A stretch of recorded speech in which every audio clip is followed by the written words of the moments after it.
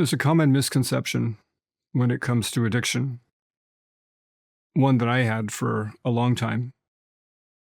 I believed at one stage that people that were addicted were somehow weak, like weak-willed, or that something had consumed them or taken them over, and they just allowed themselves to become at this point of self-destruction, just unending self-destruction. But as I've gotten older, I realized that not only is that not true, but that I, this entire time, have been living through an addictive pattern. Moreover, the world at large, the majority of people that I meet on a day-to-day basis, are contending with an addiction or an addictive pattern. When you define addiction as something that is altering consciousness in order to avoid going into a trauma, a pain, an emotion, a past, then it makes sense. It makes sense why people turn to a substance, an agent, or something to make the reality that they're in more palatable. The majority of the world that I live in, especially the Western world, is preoccupied in a state of anxiety or depression. The person who becomes addicted to an agent or a substance is the perfect match for the environment they find themselves in. But if you go back far enough with the person who is an addict, we'll say, you'll find a pattern or a point in space and time where they experienced trauma, where they had pain, and they were not held. I believe that is actually the point where trauma sets in. Trauma sets in where you are not co-regulated. That is a technical term, co-regulated. Co-regulated means that someone or many someones came in and acted like a nervous system, like a blanket, and helped you to maintain yourself, to show you that you are not alone, that you are loved, that the universe or God has not abandoned you. But at some stage, and I would venture to say at some stage in most of our lives, we were alone. We faced a trauma or a burden. And that trauma or burden is unmetabolized inside of us. We're still carrying it, harboring it, and holding it, but not really holding it in a sense to where it can go away. So rather than face it, because we don't have the tools to face it, we turn to a substance. Or we turn to a thing like social media or media in general, movies, television shows. We turn to toxic relationships, codependency. We turn to substances. And this is all a way for us to shift our consciousness, to not face what is here and now inside of us. And it makes sense.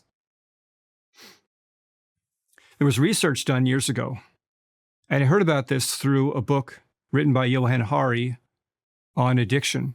I believe it was called Chasing the Scream. But what Johann Hari had spoken about was an experiment done with rats. And up to a certain point, rats were put in a cage by themselves. And they had water, maybe sugar water, and cocaine water, or heroin water. And what researchers found was that the rats would overdose. When they were in the cage by themselves, they would invariably overdose. And what they inferred from that was the agent, the cocaine, the heroin, whatever it might be, was such a potent addictive agent that the rat had no choice but to overdose. And it wasn't until another researcher had come about where he said, maybe it's not the rat, maybe it's not the substance, maybe it's the cage. So he put the rat in a different environment, something called Rat Park. And at Rat Park, or in Rat Park, the rat was around other rats. The rat could be in relationships. The rat could eat rat food, whatever rats eat. The rat could play and have a life. The rat's nervous system, as you can well imagine, was more relaxed, less stressed out. And the rat would have codependency or co-regulation. They would have co-regulation. So their nervous system would be supported by their environment or their community, the spaces they occupied. And what they found was the rats in Rat Park did not overdose. They might consume the cocaine water or the heroin water, but they wouldn't do it to the point where they would overdose. So what am I saying? I'm saying in most cases, you'll find of people with addiction, it is the environment. It is a lack of co-regulation. It is the inability to hold space for themselves or have somebody hold space for them. Create a secondary nervous system, a blanket that helps them go into a place. Because of the isolation, because of the desperation, because of the hopelessness, because of the trauma, they turn to substances. They turn to something to block out the emotions or the feelings. The inner child inside is quieted through the substance that is taken in. So what do you do? And for me, it was very sobering, no pun intended, to find that I had an addiction the entire time, even though I didn't think I had an addiction. I didn't think I had an addiction because I didn't drink. I didn't smoke. I didn't take in drugs. But there was a way that I was wiring my brain with dopamine. I was going to places. So what do I do with that part inside myself? Well, I've had to pause, and I've had to forgive myself, and I've had to go into what it is I'm feeling, not suppress. When you begin to see the pattern within your life, and you begin to see what it is that you turn to shift your consciousness, to temper your environment or temper the spaces you're in, you can have compassion for yourself. You can be the co-regulating force. You can turn to yourself and say, I'm not leaving you right now, I'm here. And say it to yourself, I'm here with myself right now, nowhere else. And communicate to that part inside of ourselves that we are not weak, we're not broken, though we may feel as though we are. And for me, going on the internet late at night, alone, thinking I'm not harming anybody, and downloading images, and wiring my brain, and doing it at the age of 12, all the way into my 40s, and not understanding why, and feeling as though I was broken. There's something wrong with me, even though it is a very common practice, a common activity. And to face the shame inside, to face the guilt that goes along with it, because guilt and shame walk hand in hand. Shame says, I'm broken, there's something wrong with me, and guilt says, I've done something wrong that can't be forgiven. And it creates a very powerful spiral that causes you to continue down that path. But as soon as you can pause and say to yourself, I'm not going anywhere else, I'm here right now, I'm going to face the emotions and what is here, I'm going to love myself. And if you can't, well, being vulnerable. Vulnerability is a strength. Communicating to somebody that you trust. I have a pattern, something that I've done for a long, long time, something that I'm trying to break free from. I need your support. Can you love me here? Can you hold me here? Can you listen to me? This is the basis for AA, Alcoholics Anonymous. The man, and I forget his name right now, but when he was creating AA, when he was creating it, he had a moment of weakness. And he was standing outside of a bar inside of a hotel. And it was after a business deal didn't go down. And he heard the glasses clinking. And he wanted a drink desperately. What he decided to do that night was to try to heal somebody else. So he picked up the phone and tried to find an inveterate alcoholic, somebody that was stubborn, that would not change. And he found a doctor who was an alcoholic. And he pleaded with him to meet in person to help him. And they did meet. And the doctor in question, that was an alcoholic, quit drinking and then relapsed. And then quit drinking again and became a member, a contributing member of Alcoholics Anonymous. But what do they really do? They created a co-regulated state, a stronger nervous system, a place where they could be vulnerable, where they could see the other person in themselves and love that person and be with that person. When the founder of AA heard the glasses clinking, he couldn't necessarily be strong for himself in that moment, but he could be strong for another alcoholic and love himself through another body. Years ago, I was running a practice, and there was a practitioner whose son was in my hallway of my office, and he was crying. His mother had excoriated him, had made him feel as though he was to be ashamed or shameful for what he had done. He had done what a lot of teenage boys do. He had gone on the internet, and he had looked things up. He was crying in the hallway. And what he said to me was that he was bad, because that's what shame believes. He said, "I'm bad." And what I said to him, because I was healing the pattern that he was facing, I was healing it around that time. I was beginning the healing process. I said to him, "Do you see me as bad? Do you see me as broken? Do you see me as stupid?" And he said, "No, I don't." I said, "Well, I don't see you that way either. And in fact, what you're doing at your age, I did. And I didn't understand. I didn't understand. But you aren't bad. You aren't bad. You've done nothing wrong." And he cried.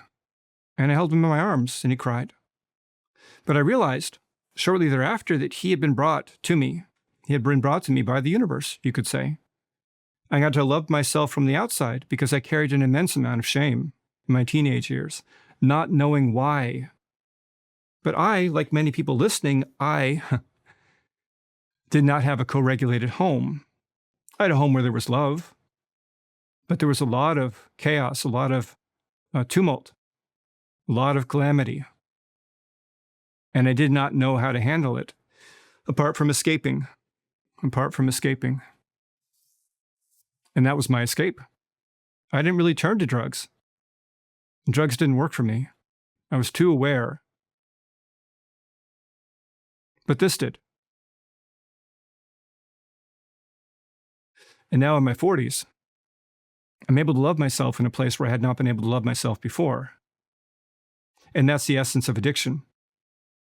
To break the pattern is to displace something that was never the direct connection with who you are, or a direct connection to God, or direct connection to the moment or consciousness. To break the pattern is to say, love is here and now, and is here all the time. I used to challenge my Christian patients, and other patients too, but I used to challenge them and say, "Do you believe that God's love is eternal and ever present?" And they would say yes. And I would say, "Do you receive God's love all the time?" And they would say no. And I would say, "Is it because God's love is not here all the time?" They would say no. And I would say, "Then we must become like antennas or receivers for the love that is. Whether you believe in God or not, love is the glue that unifies the entire universe. We must become antennas or receivers for that essence." How do we do it? We face what is inside of ourselves. We love ourselves where we had not loved ourselves before. We go into our patterns, understanding why it's here, understanding we are not weak or broken, but we were dysregulated. We were dysregulated. We were lacking something to regulate us. We can be the regulating body. And if we can't be that regulating body, we can find somebody who is strong in a space with us, who can hold space, who can love in this space, who can love us in this space, and show us that the signal of love is always here, nowhere else. So the next moment where we feel a moment of weakness, we can turn to ourselves inwardly and say, "I'm not going anywhere. I'm here right now. I'm not broken. There's nothing wrong with me. I'm worthy of love. I'm worthy of connection. And for the first time in my life, I finally understand myself."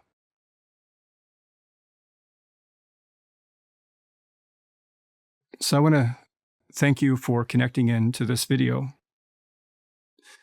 Typically with these videos, I record them once. It's just something that is unscripted and I just speak it. This one I recorded 3 times. Once last night, and in the midst of it, there was a powerful electrical storm that caused the power to go out, and the audio was not captured. The second time was tonight, getting halfway through.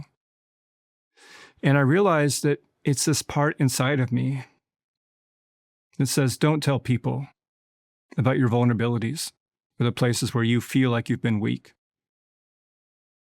But I have to. I think we all have to. Otherwise, we try to live life falsely. We try to keep things a secret, compartmentalize, suppress. But if you're able to speak openly about something that you saw as a weakness and you're able to claim it, it's immensely powerful because no one can take that away from you. And showing strength in that place shows strength to other people that are suffering. And in my opinion, suffering unnecessarily. But the first few times we speak from a vulnerable place, it feels very unsafe. Because maybe we've been attacked here before, ridiculed, judged. It takes courage and it takes bravery. So I want to thank you for connecting in with this message and being brave and courageous within yourself. My hope is that you slow down within yourself. You watch the patterns, whatever the pattern might be, and you choose to love yourself there. So, thank you. Thank you.